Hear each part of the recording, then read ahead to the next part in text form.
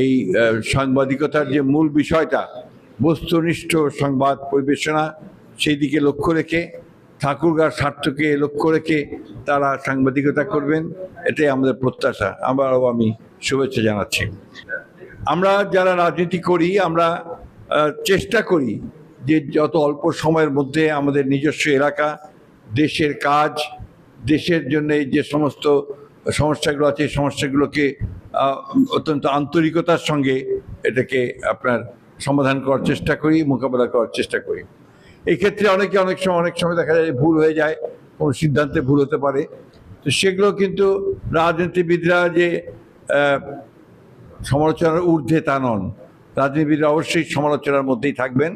রাজনীতিবিদদের সমালোচনা করাটাই হচ্ছে আমি মনে করি যে সাংবাদিক জন্য উপযুক্ত কাজ, কারণ তাকে সঠিকভাবে ভুলটা ধরিয়ে দেওয়া, সঠিক পথে গাইড করা, এই বিষয়গুলো খুব জরুরি। আনফর্চুনেটলি আমাদের দেশে আমরা সংবাদপত্রের যারা কাজ করেন তারা অনেক সময় নিগৃহীত হন। তারা নিগৃহীত হন যে কোনো একটা সত্য ঘটনা প্রকাশ করলে দেখা যায় যে যার বিরুদ্ধে ওই খবরটা বেরিয়েছে সে তার প্রতি চড়াও হয়। আমাদের ঠাকুরগাঁয়ে হয় না, অনেক জায়গায় অনেক ভয়াবহ কাণ্ড ঘটে। আমরা অত্যন্ত আপনার ভাগ্যবান যে আমাদের ঠাকুরগাঁয়ে এই ধরনের ঘটনা কখনো ঘটেনি, ঘটবে না আশা করি আমরা। এবং একটা কথা যে আসলে মিডিয়া যদি আপনার শক্ত হয় তাহলে সে দেশে গণতন্ত্র শক্ত হয়, কারণ গণতন্ত্রের সাফল্য নির্ভর করে মিডিয়ার সাফল্যের উপরে। আমি আপনাদের ঠাকুরগাঁয়ে যারা সাংবাদিকতা করছেন তাদের প্রায় সকলকেই আমি চিনি, নামে না চিনলেও চেহারাই চিনি। সবাই মোটামুটিভাবে ভালো কাজ করছেন বলে আমার বিশ্বাস আছে, বিশ্বাস করছি। আমরা চেষ্টা করেছি যে নির্বাচনের পূর্বে যে ওয়াদাগুলো দিয়েছিলাম সেই ওয়াদাগুলোকে পূরণ করবার জন্য। সেইভাবে আমরা ইতিমধ্যেই আমাদের দুটো উপজেলাকে আপনার অনুমোদন নেওয়া, সে অনুমোদন হয়ে গেছে, কাজ শুরু হয়েছে, অলরেডি আপনার ভাগও হয়ে গেছে, ইতিমধ্যে দায়িত্ব বন্টন শুরু হয়ে গেছে।